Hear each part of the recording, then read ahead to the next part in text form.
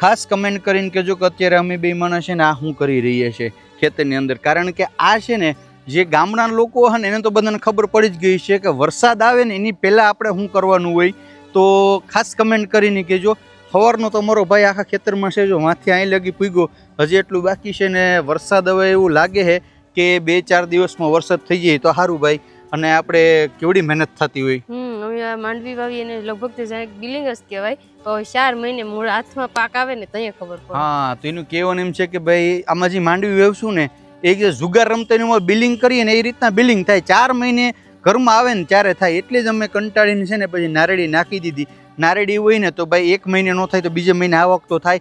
આ તો એક મોસમ ફગે ને તો આખી મોસમ ટૂંકમાં 4 મહિનાની મહેનત આખી ફેલ જાય. કંઈ વાંધો નહીં યાર, જિંદગીમાં સુખ દુઃખ તો આવ્યા કરશે. તમે બધા લોકો યાર વિડીયો જોવ છો પણ તમે લોકો છે ને પાછા ફોલો કરવાનું ભૂલી જાવ. તો ફટાફટ છે ને તમે ફોલો કરી લો. શું કરી નાખો?